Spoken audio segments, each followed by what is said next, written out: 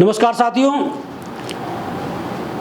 देश के गृह मंत्री और सहकारिता मंत्री अमित शाह ने जब सहारा रिफंड पोर्टल लॉन्च किया, एक बड़ा उत्साह था निवेशकों में। लेकिन आज की तारीख में उस सहारा रिफंड पोर्टल को पूरी तरह से निवेशकों ने जो है नकार दिया है।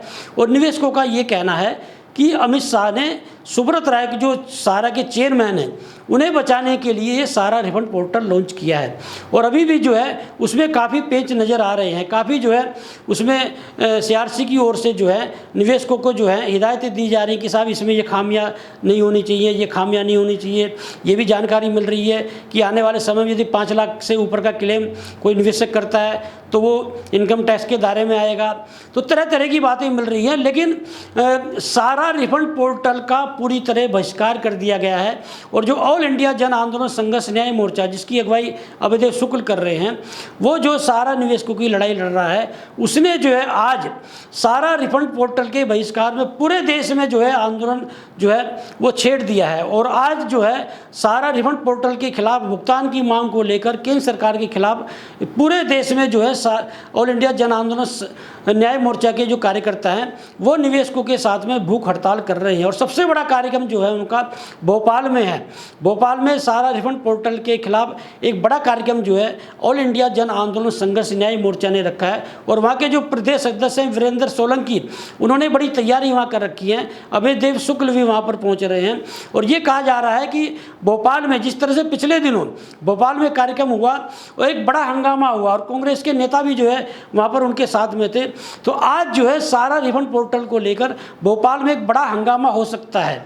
और ये देखिए, भोपाल में हंगामा होने की एक बड़ी वजह ये भी है कि वीरेंद्र सोलंकी जो हैं वो कांग्रेस से भी जुड़े हुए बताए जाते हैं। और आज मध्य प्रदेश में जो है वो विधानसभा चुनाव आने वाले हैं और सहारा जो निवेशक हैं वो बड़ा महत्व रखते हैं इन चुनाव में, क्योंकि ये माना जा रहा है कि पूरे देश में लगभग 13 करोड़ जो है निवेशक हैं सहारा के। और मध्य प्रदेश में भी जो है 3 से 4 करोड़ निवेशक जो हैं वो सहारा के बताए जा रहे हैं। ऐसे में बड़ा प्रश्न ये उठता है कि यदि ऑल इंडिया जन आंदोलन संघर्ष न्याय मोर्चा जो है सहारा रिफंड पोर्टल का बहिष्कार करता है और उसके खिलाफ प्रदर्शन करता है भोपाल में, मध्य प्रदेश में, तो एक मैसेज ये जाएगा कि भारतीय जनता पार्टी के जो गृह मंत्री हैं अमित शाह और जो सहकारिता मंत्रालय भी देख रहे हैं, उन्होंने निवेशकों के साथ धोखा किया है। और एक पूंजीपति जो है सहारा के जो चेयरमैन सुब्रत राय के, उन्हें बचाने के लिए जनता को जो है बेवकूफ़ बनाया है।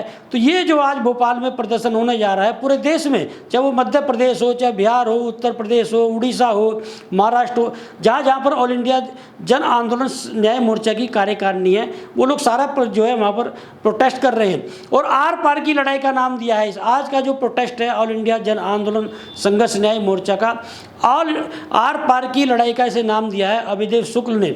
और अभयदेव शुक्ल का ये मानना है कि अब जो है 2024 के लोकसभा चुनाव से पहले हर हाल में हमें भुगतान चाहिए और आर पार की लड़ाई हो रही है।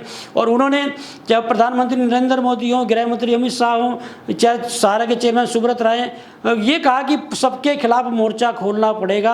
और पिछले दिनों तो जब मेरी बात हुई एक कार्यक्रम के तहत में अभयदेव शुक्ल ने, उन्होंने यहाँ तक दावा किया यदि सत्ता पक्ष के लोग, विपक्ष के लोग भुगतान नहीं करा पाते हैं तो ऑल इंडिया जन आंदोलन संघर्ष न्याय मोर्चा जो है वो देश में एक विकल्प देने के बारे में भी विचार करेगा। मतलब ये कहा जा सकता है कि ऑल इंडिया जन आंदोलन संघर्ष न्याय मोर्चा आने वाले समय में राजनीति के क्षेत्र में भी उतर सकता है। तो क्या जो और लोग जो हैं, तो क्या ये कहा जाए कि ऑल इंडिया जन आंदोलन संघर्ष न्याय मोर्चा के पदाधिकारियों की महत्वाकांक्षा जो है वो राजनीति की भी है।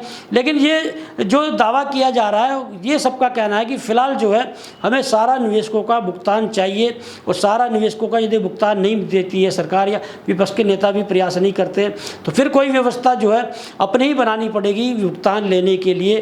तो अब देखना ये होगा कि आज जो ऑल इंडिया जन आंदोलन संघर्ष न्याय मोर्चा का जो प्रोटेस्ट हो रहा है वो कितना सफल होता है और भोपाल में क्या होता है। और इसके साथ में ये भी कहूँगा कि 2 अक्टूबर को दिल्ली में राजघाट पर जो मदन लाल आज़ाद हैं, ठगी पीड़ित जमाकर्ता परिवार के राष्ट्रीय संयोजक, उन्होंने आह्वान किया है कि राजघाट पर लगभग 5 लाख से ऊपर निवेशक आएंगे और वो वहाँ पर जब तक भुगतान नहीं हो जाता या प्रधानमंत्री जी की ओर से एक ठोस आश्वासन नहीं मिल जाता है तो वो वहाँ पर किसी को गांधी जी की समाधि पर पुष्पांजलि अर्पित नहीं करने देंगे। और ये कहा कि यदि बल प्रयोग किया जाता है तो मेरा विकराल चेहरा भी जो है उस दिन केंद्र सरकार देखेगी। तो ये कहा जा रहा है कि आज जो है 26 सितंबर को ऑल इंडिया जन आंदोलन न्याय मोर्चा बड़ा हंगामा कर सकता है और 2 अक्टूबर को जो है ठगी पीड़ित जमाकर्ता परिवार जो है देश की राजधानी दिल्ली में राजघाट पर एक बड़ा हंगामा कर सकता है। अब देखना ये होगा कि केंद्र सरकार जो है इस आंदोलन को कितनी गंभीरता से लेती है। लेटेस्ट खबरों के लिए सब्सक्राइब करें हमारा YouTube चैनल